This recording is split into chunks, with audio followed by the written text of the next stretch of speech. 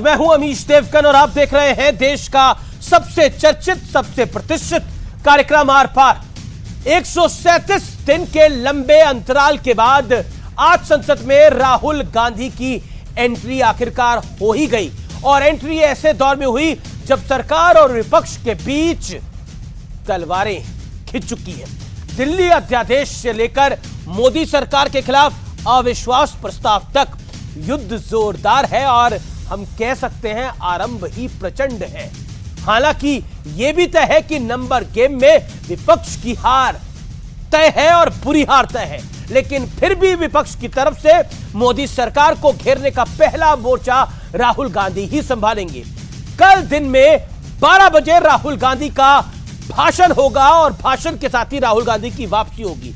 अविश्वास प्रस्ताव पर चर्चा शुरू होगी, लेकिन दूसरी तरफ दिल्ली अध्यादेश पर लोकसभा में इंडिया गठबंधन की हार के बाद अब से कुछ देर में राज्यसभा में भी दूध का दूध और पानी का पानी हो ही जाएगा। लेकिन सबसे प्रचंड और बड़ा सवाल है, क्या विपक्ष की पहली मात के बाद अरविंद केजरीवाल इंडिया गठबंधन का साथ छोड़ देंगे, जैसा कि गृह मंत्री अमित शाह दावा कर चुके हैं।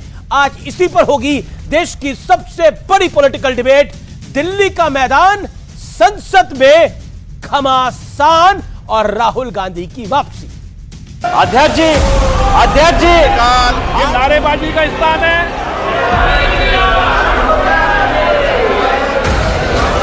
इंडिया गठबंधन और इस गठबंधन के नेता कभी भारत का हित नहीं सोच सकते। If this bill is passed, which I am sure it will not be, इसका मैं निंदा करता हूं और राजस्थान के ऊपर चर्चा। साहब, ना डेमोक्रेसी की चिंता है, ना देश की चिंता है, ना जनता की चिंता है। अपने गठबंधन को बचाने के लिए सारे लोग यहाँ हैं। आपके लिए जनता के बिल महत्वपूर्ण नहीं है।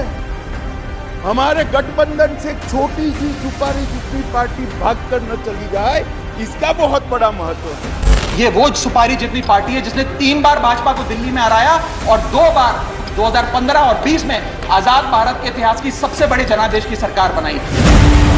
ये वो सुपारी जितनी पार्टी है जिसने पंजाब में भाजपा को लगभग शून्य पर लाकर खड़ा कर दिया। ये वो सुपारी जितनी पार्टी है जो 10 साल में राष्ट्रीय पार्टी बनी। संसद में दिल्ली अध्यादेश पर जोरदार बार पलटवार। ये 2 सचिव बैठ के निर्णय करेंगे और वो मुख्यमंत्री वहां खड़ा होगा, देखता रहेगा, चुप्पी साधेगा। उसके बाद ये निर्णय और सुझाव जाएगा पहले सुपर सीएम के पास और उसके बाद सुपर बॉस जो हमारे सामने बैठे हैं माननीय गृह मंत्री।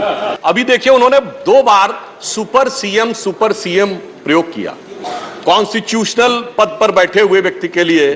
मगर महोदय, इस देश ने बगैर संवैधानिक पद पर बैठे हुए सुपर पीएम 10 साल तक देखा है। और इसी बीच संसद में राहुल गांधी की एंट्री हुई और ये खबर भी आई कि कल अविश्वास प्रस्ताव को लेकर विपक्षी खेमे से सरकार का पहला शब्दबाण चलाने का मौका भी राहुल गांधी को ही मिलेगा। व्यूअर्स, इस समय मैं मौजूद हूं देश की संसद के बाहर और जोरदार हंगामे के बीच राज्यसभा में बहस लगातार जारी है, लेकिन राहुल गांधी की सदस्यता बरकरार होने के बाद इस समय नो कॉन्फिडेंस मोशन पर जोरदार तकरार होने के आसार है। एक तरफ राहुल गांधी का इस सवाल होंगे तो दूसरी तरफ देश के प्रधानमंत्री के जवाब होंगे, तो वाकई ये दिलचस्प नजारा होगा देखने के लिए। लेकिन आज देश की सदन में जो कुछ हो रहा है, आज हम आपको उसका एकदम सटीक विश्लेषण बता रहे हैं। कल से संसद में अविश्वास प्रस्ताव को लेकर सबसे बड़ी जंग छिड़ने वाली है, जिसका ट्रेलर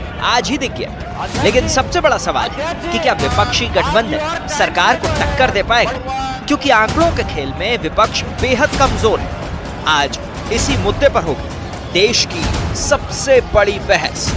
दिल्ली का मैदान, संसद में घमासान। और अब वक्त है आर पार के सुप्रसिद्ध विश्लेषण का। आइए आपको दिखा देते हैं सियासी पिक्चर का 360 डिग्री वाला विश्लेषण। आइए नजर डालते हैं। कांग्रेस 137 दिन बाद संसद लौटे राहुल गांधी। कांग्रेस का जोश बड़ा हाई है। भारतीय जनता पार्टी दिल्ली अध्यादेश पर लोकसभा के बाद राज्यसभा में जीत की तैयारी है और बीजेपी अनुमानित आंकड़े से बड़ा आंकड़ा लाने में जुटी है। आम आदमी पार्टी दिल्ली अध्यादेश पर नंबर गेम में पिछड़ने का एक बड़ा गम है और लगभग आज रात 9 बजे के बाद यह तय हो जाएगा कि कितनी बुरी तरह आम आदमी पार्टी दिल्ली अध्यादेश पर पहले लोकसभा और उसके बाद राज्यसभा। विपक्ष की अगर मैं बात करूं तो वाईआरएस, बीजेडी, टीडीएस का एनडीए को साथ देना विपक्ष के लिए एक बड़ा झटका है। यानी बीजेपी और एनडीए का जो नंबर था वो एक नंबर था, लेकिन इन सब का साथ आके खड़े हो जाना अपने आप में एक बड़ी प्रामाणिकता दे रहा है। बड़ा सवाल सियासी पिक्चर में एनडीए का पलड़ा भारी है, चाहे वो अविश्वास प्रस्ताव हो, चाहे वो दिल्ली का बिल हो। मेरे साथ बात करने के लिए कई मेहमान आ जुड़ रहे हैं। मेरे साथ मलूक नागर है, मेंबर ऑफ पार्लियामेंट है बहुजन समाज पार्टी के। गौरव भाटिया है मेरे साथ इस चर्चा में, जो कि सुप्रीम कोर्ट के वरिष्ठ वकील है, प्रवक्ता है। राधिका खेड़ा है, कांग्रेस पार्टी की नेत्री हैं और प्रवक्ता हैं। साथ ही साथ इनको एक नया चार्ज भी मिला है, छत्तीसगढ़ में मीडिया का प्रभार देख रही हैं, तो इनको बहुत बहुत बधाई। मेरे साथ कुलदीप जी हैं, कुलदीप कुमार एमएलए हैं आम आदमी पार्टी के, उनका भी अभिनंदन है। आप तमाम लोगों का स्वागत है। लेकिन शुरुआत आपसे कर लेते हैं राधिका जी। आज आप खुश तो बहुत होंगे क्योंकि राहुल जी की वापसी हो गई है देश की संसद के अंदर। परसों तक तो आप बड़े सारे आरोप लगा रहे थे कि देखिए बीजेपी वाले उनकी सदस्यता नहीं होने चाह रहे, लेकिन वीकेंड था, सैटरडे संडे देश के सदन बंद रहता है। आज जैसे ही पार्लियामेंट खुली और लोकसभा स्पीकर का ऑफिस खुला, पहला कागज जो सामने आया वो राहुल गांधी का था। या आपको लगता नहीं आप उतावले ज्यादा हो गए थे? अमीश जी, आज दूसरी बार आपने मेरे साथ यही सेम डायलॉग यूज किया, खुश तो बहुत होंगे। एक बार जब हम कर्नाटक का चुनाव जीते थे और आज फिर रही बात की आज खुशी बिल्कुल है, क्योंकि जो लोग साजिश कर रहे थे इंडिया की आवाज दबाने की, उनको करारा जवाब मिला है। जिन लोगों ने पूरी साजिश करी, और साजिश क्यों करी? क्योंकि उनको एक बात बहुत चुभी थी। आपको याद है ना कि संसद में आवाज उठी थी जिसमें कहा गया था मोदी अदानी भाई भाई। बहुत चुभन हुई थी कि इतनी साजिशें रची गई कि उसके बाद इंडिया की आवाज को दबाने की पूरी पुरजोर कोशिश करी गई। और हमने देखा किस तरीके से सुप्रीम कोर्ट ने भी क्या क्या कहा अपने वक्तव्य में, और गौरव जी ने तो बहुत अच्छे से पढ़ा होगा, वकील हैं, कि क्या क्या कहा गया हाई कोर्ट को भी। तो एक बहुत ही अच्छा, और मैं मानती हूं कि ये सिर्फ कांग्रेस पार्टी की जीत नहीं है, ये न्यायपालिका में लोगों का विश्वास और बढ़ने की जीत भी है, और आम जनता को, कि जिनकी आवाज है। जब मणिपुर जल रहा था तो ये वही राहुल गांधी जी हैं जो मणिपुर गए थे। देश के प्रधानमंत्री जी आज तक नहीं गए हैं। उनके पास यूएई जाने का समय है, फ्रांस जाने का समय है, यूएसए जाने का समय है, पूरा विश्व घूमने का समय है, लेकिन अपने देश में जो एक हिस्सा जल रहा है उधर जाने का समय नहीं है। ये उन लोगों की भी आवाज है जिनको परेशानी हो रही है नू में, जिनको अपने घरों को छोड़ के जाना पड़ रहा है, जो दंगे हो रहे हैं, दंगे पीड़ितों के लिए भी आवाज है।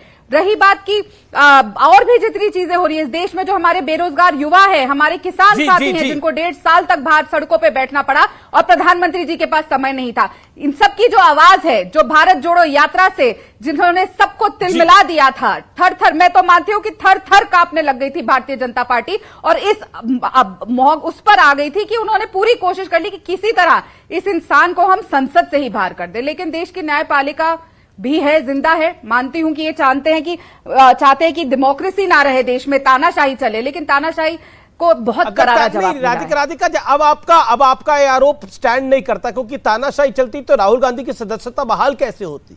अगर तानाशाही होती तो सुप्रीम कोर्ट इतनी बड़ी राहत तो देता। तानाशाही नहीं है इस देश के अंदर।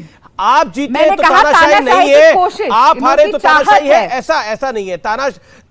और इस देश में एक ही बार इमरजेंसी लगी और स्वर्गीय इंदिरा गांधी जी ने लगाई थी, कांग्रेस का शासन था तब, एक ही टाइम इमरजेंसी लगी, ना उसके आगे पीछे कभी लगी, ना कभी उसके बाद लगी। मैं रुक करता हूं, मेरे साथ गौरव भाटिया है। गौरव भाटिया, राहुल गांधी की तो वापसी हो गई, कांग्रेस कहती है कि आपने लाख रोकने के यत्न करे, आपने लाख रोकने के प्रयास करे, लेकिन राहुल गांधी एक शेर है, वापस लौट के आ ही गया। तो 24 से पहले बड़ा झटका। अमीश जी, मैं सुन रहा था, आपने 2 बार कहा खुश तो बहुत होगी तुम।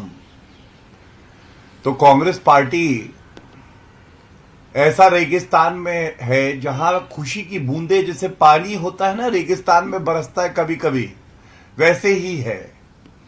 और आज तो मैं समझता हूं बहुत बड़ा तमाचा कांग्रेस पार्टी और राहुल गांधी को पड़ता है। क्यों, मैं आपको बताता हूं। पहले राहुल गांधी का वक्तव्य याद करिए। राहुल गांधी ने कहा विदेशी भूमि पर कि भारत का लोकतंत्र मर चुका है। अच्छा, राहुल गांधी ने कहा कि सुप्रीम कोर्ट को नरेंद्र मोदी जी चलाते हैं।